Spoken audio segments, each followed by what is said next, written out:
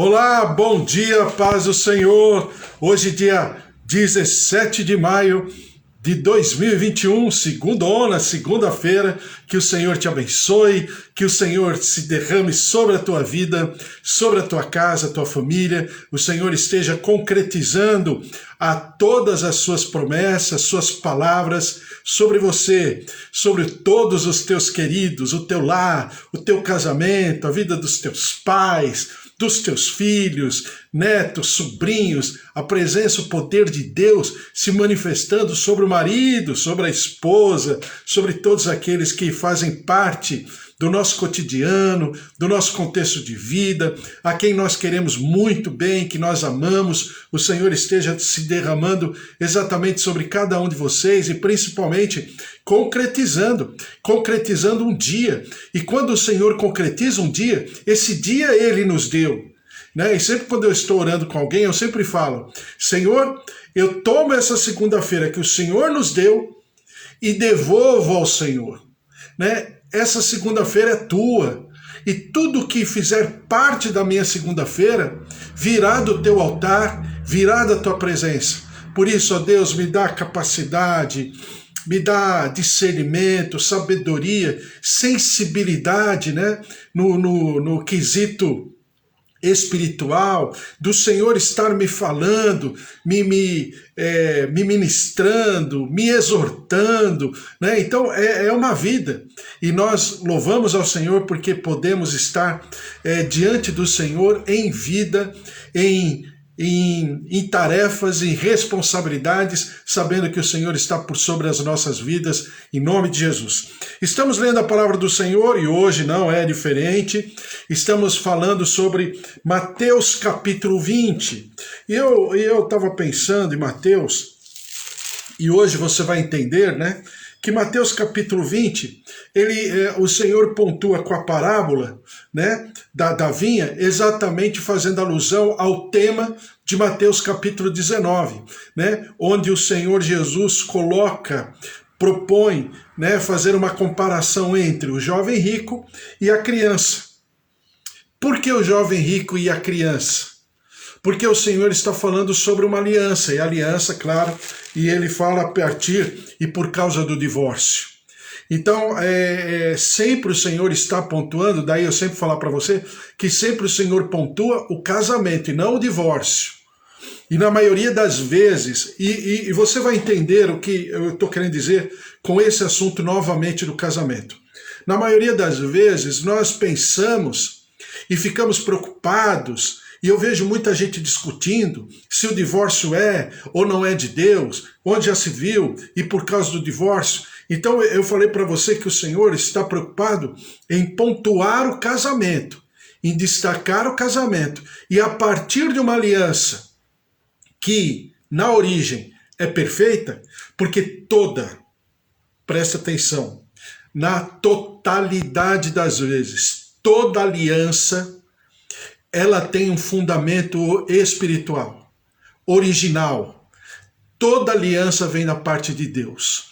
O homem não tem essa capacidade, o gênero caído, né, da raça humana não tem essa capacidade de estabelecer alianças.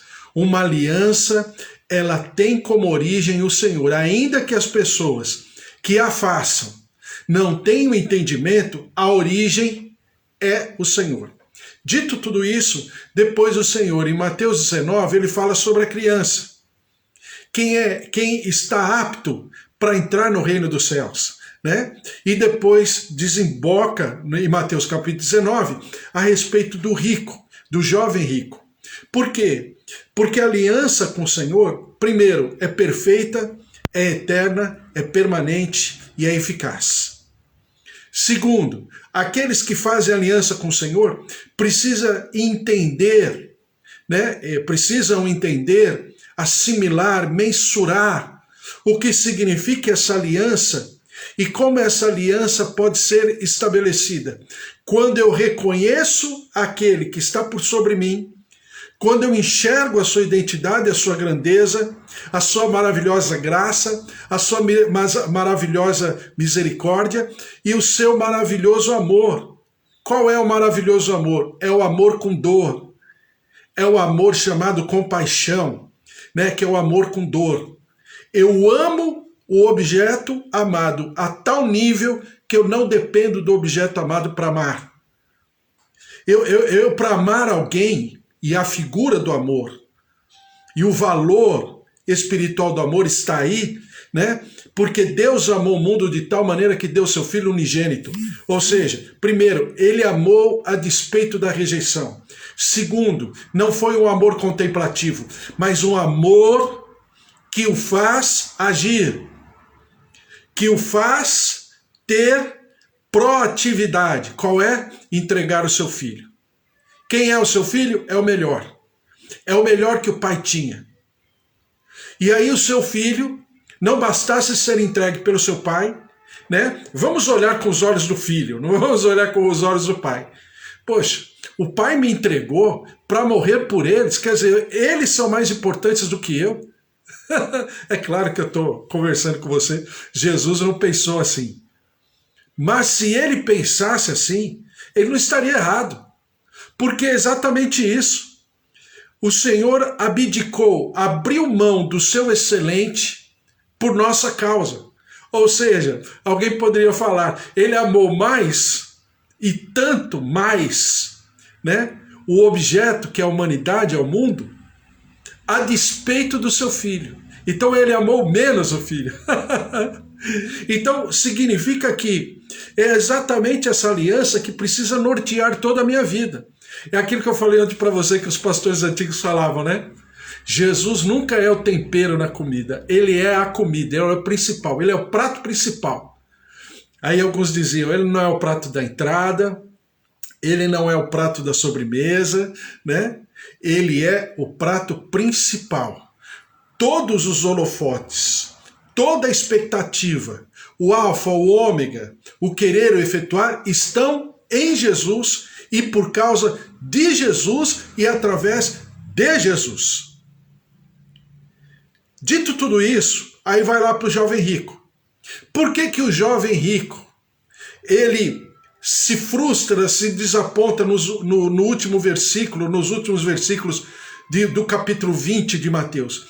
Porque exatamente o jovem rico havia colocado as suas conquistas pessoais, a sua insegurança, os seus medos naquilo que ele tinha, e não em Jesus Cristo.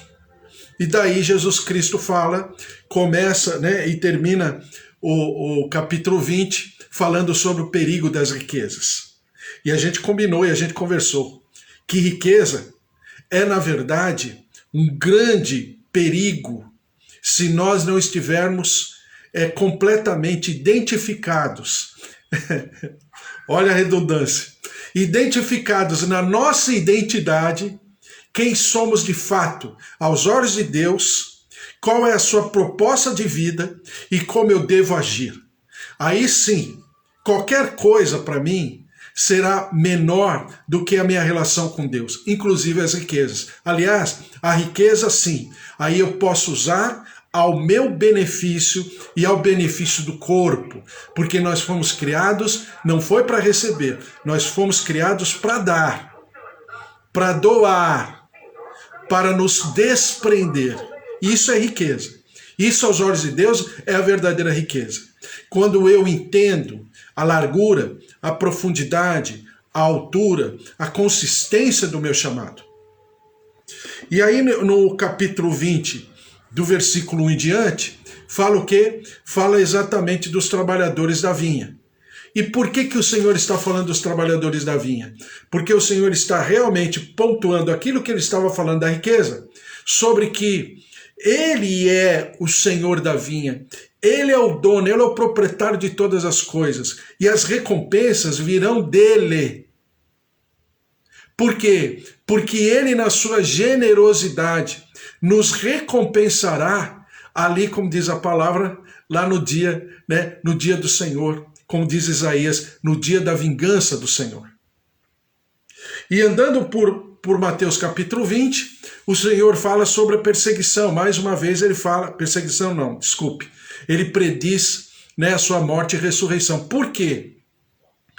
Porque essa aliança, ela tem um valor.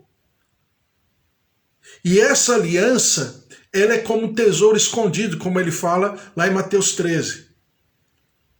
E essa aliança, cabe a mim precificar o quanto ela tem de valor para mim. Eu sei o quanto essa aliança tem de valor para o Pai.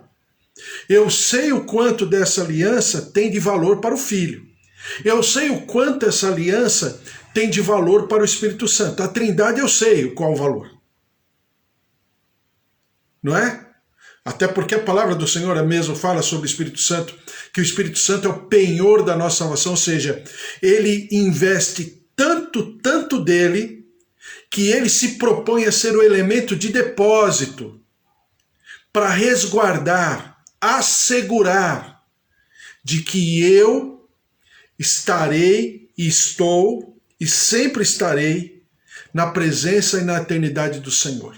Então, o Espírito Santo é o penhor. Desculpe o termo, ele desce ao nosso nível para ser um elemento de penhora, de depósito, para nos garantir de que nós estamos, estabelecidos em aliança com o Pai, e ele é o penhor da nossa salvação. E agora Mateus capítulo 20, versículo 21, diz o seguinte, Mateus 20, versículo 20, diz assim, eu vou ler com você aqui. Então se chegou a ele a mulher de Zebedeu com seus filhos e adorando-o, pediu-lhe um favor. Perguntou-lhe ele, que queres? Ela respondeu, manda que no teu reino estes meus 2 filhos se assentem um à tua direita e o outro à tua esquerda. Mas Jesus respondeu, não sabeis o que pedis. Podeis vós beber o cálice que eu estou para beber? Responderam-lhe, podemos. Então lhes disse, bebereis o meu cálice, mas o assentar-se à minha direita e à minha esquerda não me compete concedê-lo. É, porém, para aqueles a quem está preparado por meu Pai. Ora, ouvindo isto, os 10 indignaram-se contra os 2 irmãos. Então Jesus, chamando-os, disse, sabeis que os governadores dos povos os dominam e que os maiorais exercem autoridade sobre eles. Não é assim entre vós. Pelo contrário, quem quiser tornar-se grande entre vós, será esse o que vos sirva. E quem quiser ser o primeiro entre vós, será vosso servo, tal como o Filho do Homem, que não veio para ser servido, mas para servir e dar a vida em resgate por muitos. Mais uma vez, o Senhor está pontuando o quê? Aliança. E qual o tamanho dessa aliança? Qual a profundidade dessa aliança? Essa aliança vai a tal nível de que ela altera toda a concepção de mundo, toda a concepção de maior e de menor, toda a concepção de quem é quem e qual é a tarefa, qual é o propósito do Pai para cada um. Então, a gente sempre lê essa palavra, e hoje não vai ser diferente, quando a gente pensa no nosso ministério, né? Por quê?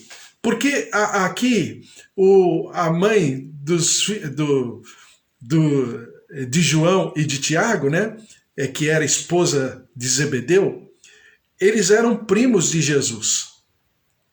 Por serem primos de Jesus, porque também eram primos de Pedro e André, eles, familiarmente falando, de alguma maneira, fosse a distância, fosse mais próxima, eles se conheciam. Claro que se conheciam. Até porque aquela região na época de Jesus não era tão povoada assim, né? Para você ter uma ideia, na Galileia, da onde Jesus vem, né, na sua educação, no seu crescimento, não tinha mais do que 300 pessoas. Hoje em dia, num quarteirão aqui em São Paulo, é capaz de o quarteirão ter mais de 300 pessoas. Então você veja que era diferente. Então é lógico que eles se conheciam. ou à distância ou mais próximos, mais se conheciam. Sabiam quem era quem.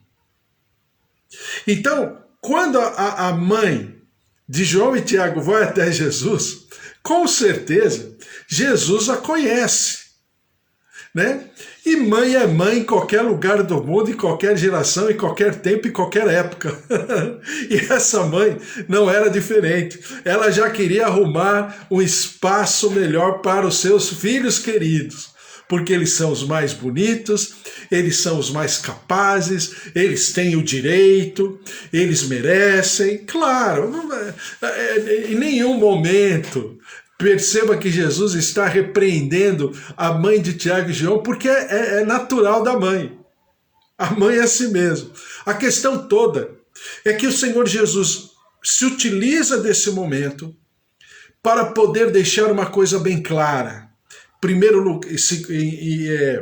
Em primeiro lugar, existe um batismo que alguns pregadores chamam de o batismo do sofrimento, que é o cálice do Senhor Jesus, né?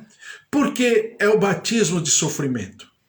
Porque é o quanto a pessoa está disposta a pagar o preço por aquilo que ela se propõe a fazer, né? Em relação à vontade do Senhor e aos propósitos do Senhor. A gente percebe na palavra de Deus, veja como são as coisas. Nós percebemos na palavra de Deus que há pessoas que são chamadas pelo Senhor. Mas em algum outro momento nós percebemos que há pessoas que são chamadas pelos homens. E em terceiro lugar, nós temos pessoas que são chamadas pelo Senhor e são chamadas pelos homens. Então, o chamamento, ou como diriam os pentecostais, a chamada, ela é constante na palavra de Deus. Porque a chamada diz respeito ao propósito de Deus e aquilo que o Senhor, de antemão, antes que nós fôssemos uma massa sem forma, como diz lá no Salmo 139, versículo 16, o Senhor nos chamou e o Senhor nos criou para servirmos. Mais uma vez, a essência de quem ensina há séculos a respeito do chamado. Eles sempre dizem e frisam de que nós não fomos chamados para receber, mas para dar. A lógica de reino é dar, não é receber. Então eu vou pegar alguns exemplos, né? Amanhã a gente conversa mais um pouco. Vou pegar alguns exemplos. Moisés. As pessoas falam, não, porque Moisés era abençoado? Era. Porque Moisés, né, levantou o cajado e o mar se abriu. Quando ele levantava as suas mãos, o povo, né, liderado por Josué, os homens de guerra, venciam as batalhas quando Josué levantava as mãos, na figura de um intercessor, né, que às vezes o intercessor não está na operação em si, no trabalho em si, mas ele está orando por aqueles que estão, né? Então, Moisés orava. Então, uma série de coisas, né? Moisés entregou o seu espírito ao Senhor aos 120 anos, mas vigorosamente falando, ele se entregou. A Bíblia fala que sequer os seus pés, os seus joelhos estavam cansados. Então, quando você pega um homem como Moisés, você fala, nossa, que homem abençoado. E às vezes a gente até ouve pessoas ministrando, você será como Moisés. A intenção é até boa. Mas Moisés só recebeu tudo que ele recebeu, não era por causa dele. Era porque ele, como instrumento de Deus, na vida de toda uma geração, de todo um povo, né, que saiu das garras do Egito em direção à terra prometida, ele se colocou flexivelmente, maleavelmente, ele foi flexível e maleável à vontade do Senhor e dirigiu o povo até pelo menos a entrada da terra prometida.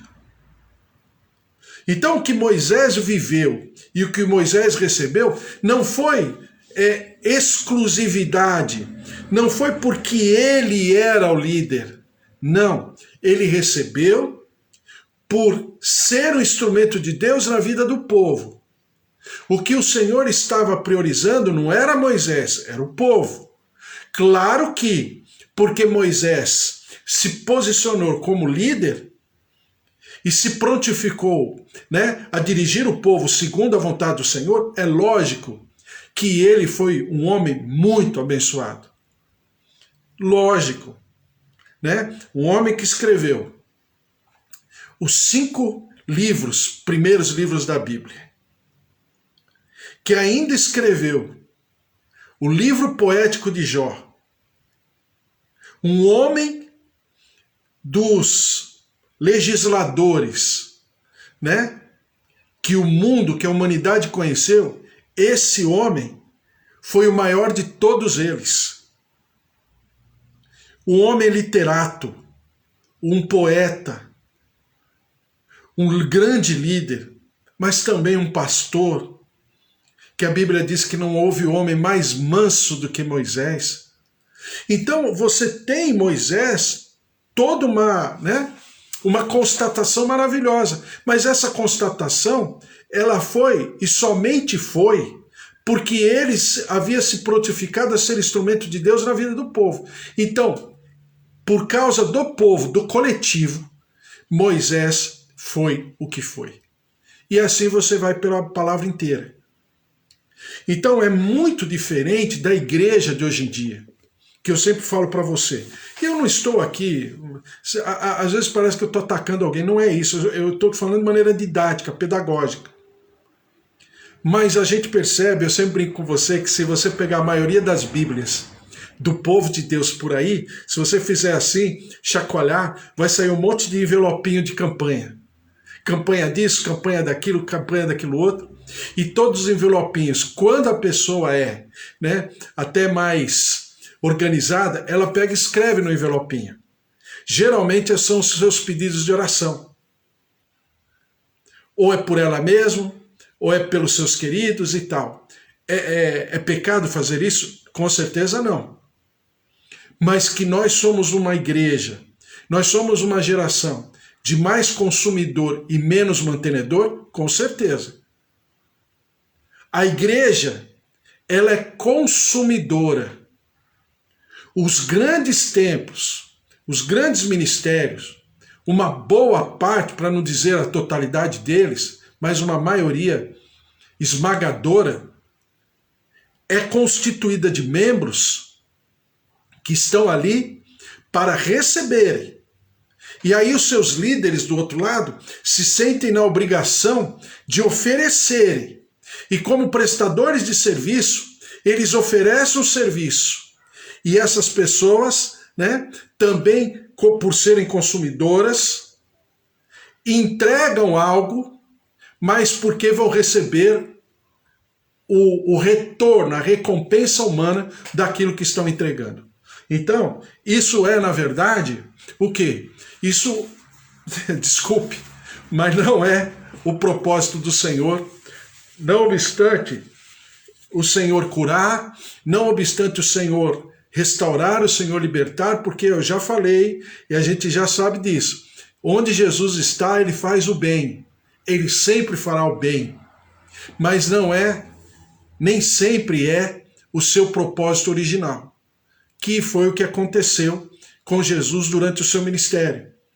Chegou um momento na vida de Jesus que ele, até fugia.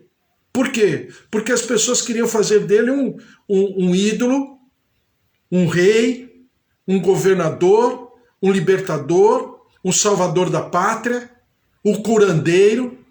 E ele não veio para nada disso. Não obstante ele carregar qualidades que ele poderia exercer tudo isso que eu falei para você, e ele prova e comprova que ele poderia exercer tudo isso, ele abriu mão.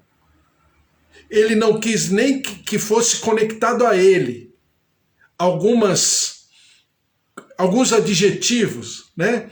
Alguns predicados que o povo queria que Jesus manifestasse.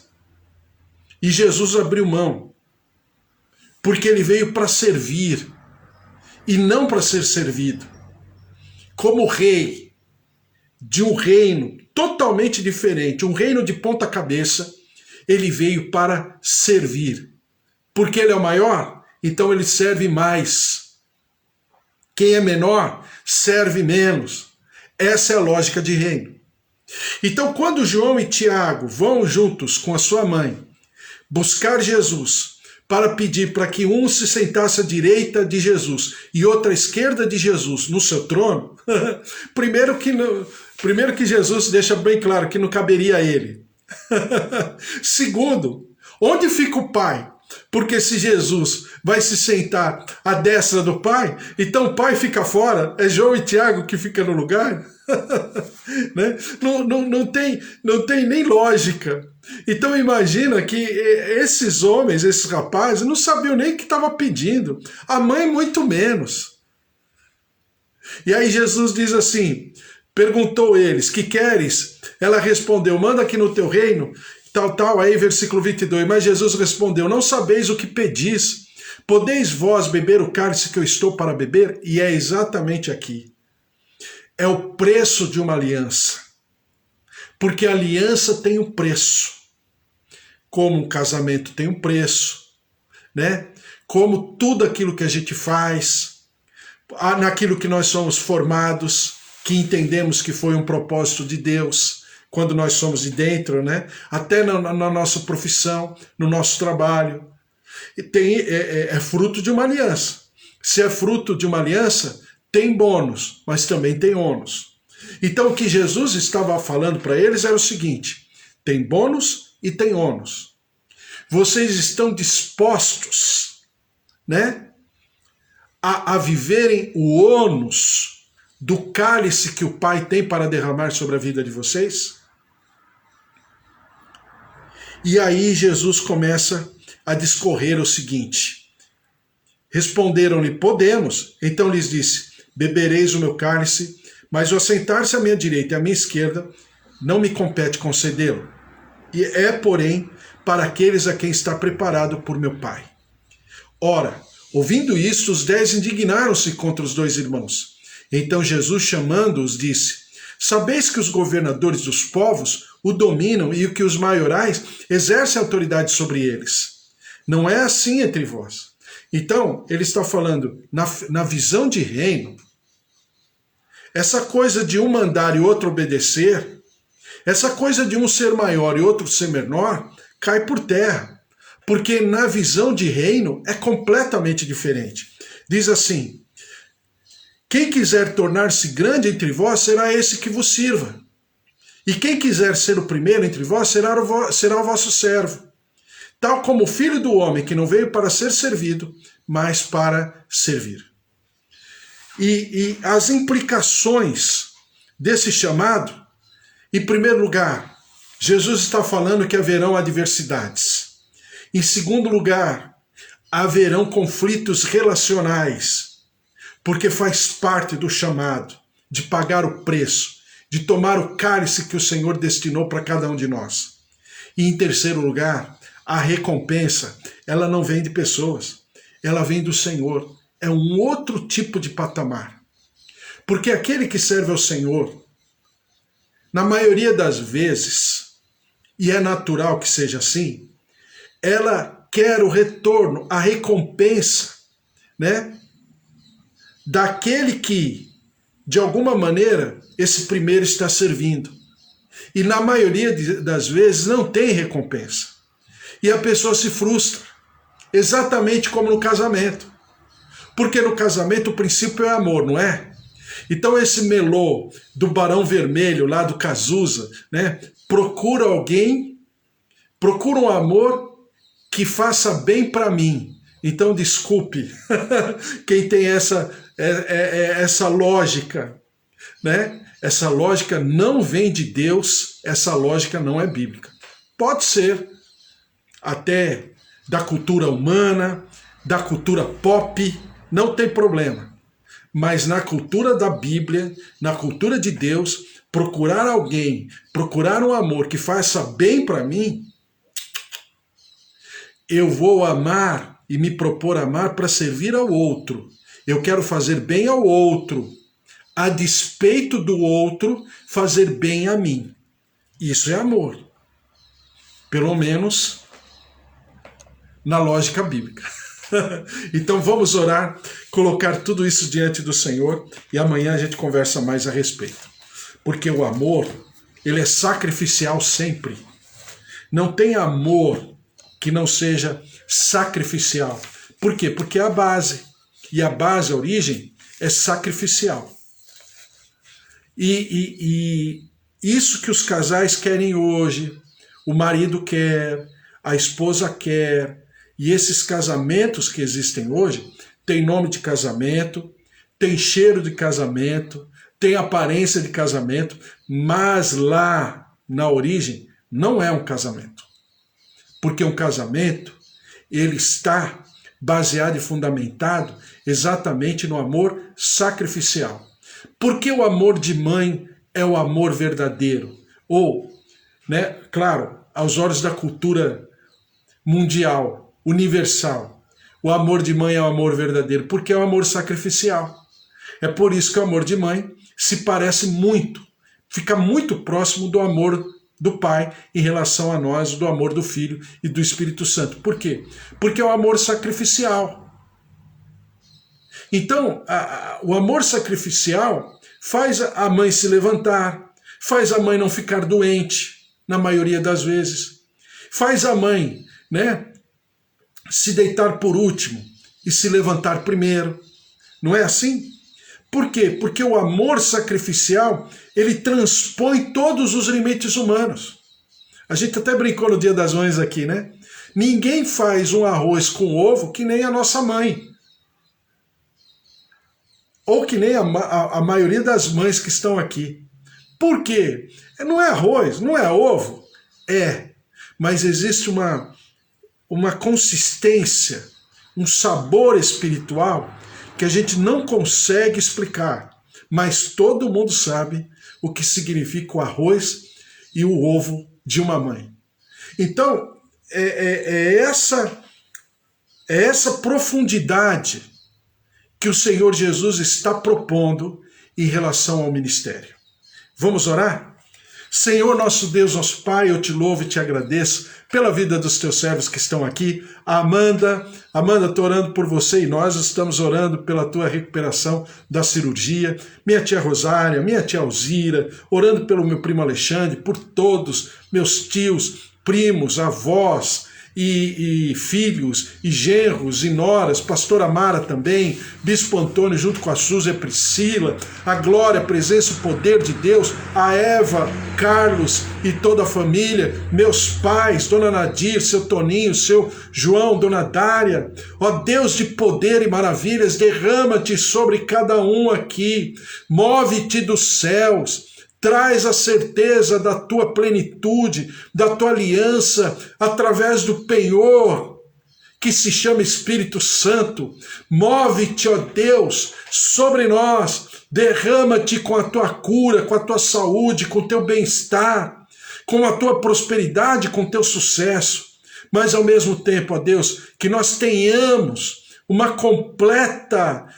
completo entendimento do que significa uma aliança com o Senhor, uma aliança que nos faz servir, nos faz, ó Deus, estar disponíveis ao reino dos céus e à sua justiça. Por isso, derrama-te sobre nós, derrama-te sobre cada um que está aqui, a vida do João, Roseli, Ângela, seus familiares, Fábio, Márcia, familiares, todos, a glória, a presença, Sueli Felinto, Raquel, Kátia, Sônia, familiares, a Elô, Wesley, familiares, a presença, o poder, o mover. Senhor, dando-nos uma semana maravilhosa, uma quinzena útil, completamente cheia, ó Deus, de oportunidades, seja na área financeira, na área material, na área profissional, na nossa saúde pessoal. Senhor, em nome de Jesus, visita-nos. Pastora Nadir, que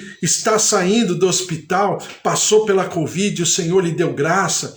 Também, Senhor, em nome de Jesus, os familiares da Cicampana e todos os nossos familiares que estão ainda passando pela Covid-19, o Senhor se derrame, o Senhor se manifeste e o Senhor guarde a cada um deles, ó Deus, produzindo saúde, alegria, disposição. Senhor, visita as nossas artérias, coração, ouvidos, olhos, fígado, rins, pâncreas, tireoide, células, recebam a vida, recebam a ressurreição, recebam a marca da saúde, em nome de Jesus. E nós daremos sempre ao Senhor todo louvor, toda honra e toda glória. Senhor, eu te clamo pelo Brasil. Derrama-te sobre o nosso país em nome de Jesus. Tem misericórdia, Senhor. Tem misericórdia do nosso país. Ó Deus, cura, visita, restaura, liberta, perdoa-nos como nação, perdoa-nos, ó Deus, como povo de Deus, liberta-nos das amarras da maldição, da destruição, e conecte-nos ao Senhor, aliançando-te, ó Deus, conosco, com a tua comunhão de salvação, com a tua comunhão de senhorio, e que nós estejamos abertos ao mover do teu Santo Espírito, para sermos convencidos do pecado, da justiça e do juízo. E ao mesmo tempo, ó Senhor, derrama-te com a tua justiça e o teu juízo, e nós te louvaremos sempre, e daremos sempre ao Senhor todo louvor, toda honra e toda glória, em nome de Jesus. Amém. Amém? Glória a Deus, que o amor do Deus Pai Todo-Poderoso, que fez o céu e a terra, a vida vitoriosa em Jesus Cristo e as consolações do Espírito Santo da promessa estejam sobre a tua vida, a tua casa, a tua família e todos os teus queridos. Você viva uma segunda-feira maravilhosa, poderosa, cheia de vida, cheia de oportunidade, uma semana muito especial, porque se Deus é por nós, quem será contra nós? Se o Senhor é o nosso pastor, de nada nós teremos falta. Um beijo para vocês, até amanhã às 10 horas da manhã. Boa segunda-feira, hein? Segundona!